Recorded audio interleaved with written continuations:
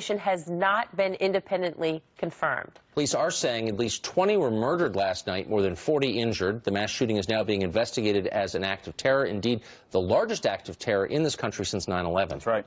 Let's bring in Jim Hanson. He's a terror and national security expert. Jim, thanks for joining us this morning. So we've got a lot of things unfolding. We've learned a lot over the course of the morning. We've also come to understand. We know that the Islamic State and others have called in this month of Ramadan to attack the United States here. We don't know yet if this was an Islamic State attack. Could have been. But what that you see of it are there signatures that it could be, and what does it tell us about the folks that could be behind it? Whether or not it's ISIS, this was completely in keeping with the totalitarian Islamic code called Sharia. The penalty for homosexuality under that law is death. And this is not a theoretical thing. It is enforced. They're throwing gays off buildings. In Iran, they're hanging gay people from cranes. And now they're slaughtering them in nightclubs here in the United States. That's what we're dealing with. And it's not a tiny minority, as President Obama would have you.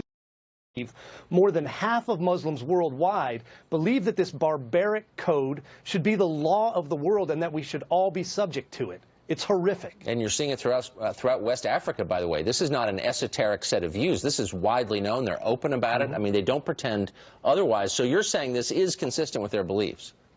Absolutely. This is what the prescribed code says. And even here in the United States, more than half of the Muslims believe that Sharia law should supplant the U.S. Constitution.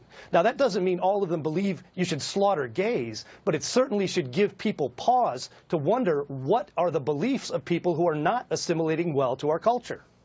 All right, Jim Hanson, thank you so much for your time today and for your expert analysis. At 56 minutes after the hour, we're going to take a quick break and be